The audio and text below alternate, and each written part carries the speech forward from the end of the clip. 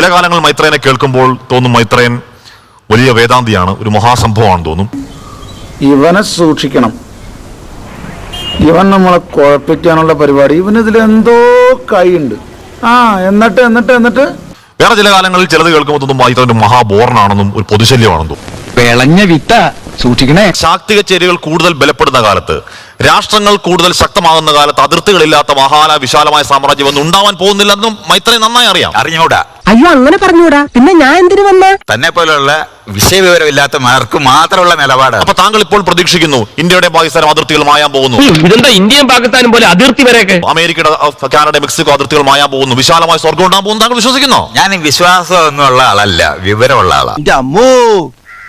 താങ്കൾ കരുതുന്നു അങ്ങനെ കരുതുന്നതല്ല, അതിനുവേണ്ടി ജീവിക്കുന്ന മനുഷ്യനാണ് ഞാൻ. അത് വെറുതെ ജീവിതമാണ്. വെറുതെ ജീവിതം തന്നെ പോലുള്ള ഇതുപോലെ ഇങ്ങനെ വാചടിക്കുന്നവർക്കുള്ളതാണ്. ഇത് എന്റെ ജീവിതം. ഈ പ്രാർത്ഥനകൾ എന്നും എന്റെ കൂടെ ഉണ്ടാവണം. സ്ഥിതി സമത്വം എന്ന് പറയുന്നത് പോലെ വിശാലമായി നടക്കാത്ത സ്വപ്നം മാത്രമാണ്. നടക്കാത്ത സ്വപ്നമാണെന്നുള്ളത് ഞാൻ തീരുമാനിച്ചോളാം. അതെ, എന്റെ കാര്യങ്ങൾ താൻ ഇടപെടണ്ട, താൻ തന്റെ കാര്യം മാത്രം നോക്കിയാൽ മതി. ഓ, എന്റെ കാര്യം നോക്കാൻ തന്നെ ഞാനും പോണത്. അത് ഇയാൾ എന്നെ പഠിപ്പിക്കൊന്നും വേണ്ട. താങ്കളുടെ തീരുമാനമല്ല. അതെ, പിന്നെ തനിക്കത് തീരുമാനമല്ല. ഇതൊക്കെ ചോദിക്കാൻ താനാരാ? ഞാനാരാണെന്നോ? താനാരാണെന്ന് എനിക്കറിയാമേലെങ്കിൽ താൻ എന്നോട് ചോദിക്കുക താൻ ആരാണെന്ന്. അല്ല ശ്രീ മൈത്രൻ, ഞാൻ താങ്കളെ ഉപദേശിക്കാൻ ആളുമല്ല. അപ്പൊ പിന്നെ അതിനാണ് ഞാൻ മനസ്സിലാക്കിയാൽ മതി. അപ്പൊ ചോദിച്ചു മനസ്സിലാക്കുക. നല്ല വിവരമുള്ള ആളാണ്. മണ്ടത്തരമാണ്, നടക്കാൻ പോകുന്നില്ല. അതാ പറഞ്ഞ തന്നെ പോലെ മണ്ടന്മാരിരുന്ന് ഇതേപോലെ ചോദിക്കുമ്പോ ഇതുപോലെ പറയുന്ന സമയത്ത് അത് വിവരത്തോടെ പറഞ്ഞു തരാൻ അറിയുന്ന ആളാണ്. എന്നോട് ചോദിച്ചു മനസ്സിലാക്കുക. പറ്റില്ല എന്ന് മാത്രം പറയരുത്, ഇതൊരു വാശിയുടെ പ്രശ്നം. ചോദിച്ചു മനസ്സിലാക്കാനുള്ളതില്ല. അപ്പൊ അത് മനസ്സിലാക്കാനില്ലെന്ന് തീരുമാനിച്ചത് വിശ്വാസിയുടെ ലക്ഷണമാണ്. ഞാനങ്ങ് ഭയന്നു പോയി. ഇത്രയുള്ള കാര്യം തിരുവിതാംകൂറും കൊച്ചിയും തമ്മിൽ യുദ്ധം ചെയ്തിട്ടുണ്ട്. ഉണ്ട്. ഇപ്പൊ ഉണ്ടോ? ഇല്ല, ഇപ്പൊ ഇല്ല.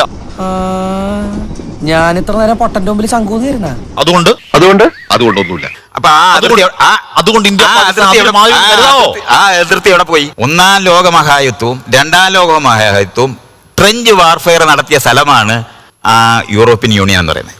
ആ ഫ്രഞ്ചുകാരും ജർമ്മൻകാരും ഇന്ന് അവിടെ ചെങ്കൻ വിസയിൽ 28 രാജ്യത്തിനകത്ത് നടന്നു പോവാം. അങ്ങനെയാണ് സാധാരണയായി ജർമ്മനിയിലും പരിസര പ്രദേശങ്ങളിലും കണ്ടുവരുന്നൊരു ബുദ്ധി. ഈ ലോകം മാറിക്കൊണ്ടിരിക്കുന്ന കാണാതെ അതിർത്തി ഭയങ്കര സംഭവമാണെന്നൊക്കെ എനിക്ക് പറഞ്ഞു മനസ്സിലാക്കാനും തനിക്ക് അസാമാന്യമായ വിവരക്കേടുണ്ടെങ്കിലേ പറ്റൂ.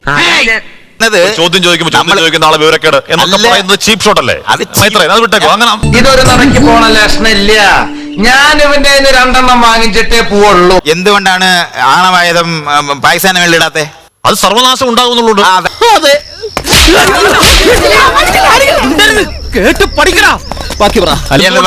അതെന്തുകൊണ്ടാണ്? പാകിസ്ഥാന്റെ പക്കൽ ആണവായുധം ഉണ്ട്. എന്താണ് നിങ്ങൾ ഈ കുണു കുണു കുണു എന്ന് പറയുന്നത്? അങ്ങനല്ല. ആറ്റം ബോംബ് ഉണ്ടായാൽ ഉടനെ ഇടും എന്നുള്ളതാണല്ലോ തന്റെ നിലപാട്. അല്ല, എന്റെ നിലപാട് അങ്ങനെയല്ല. എന്താ ഇടാത്ത ഞാൻ പേടി കൊണ്ടാണ് ഞാൻ പറയുന്നത്. എന്ത് പേടിയാ? ആറ്റം ബോംബ് ഇങ്ങോട്ട് ഇട്ടാ അവിടെ ഇങ്ങോട്ട് വീഴും, മൊത്തം സർവനാശം ഉണ്ടാകുന്ന ഭയമാണ്.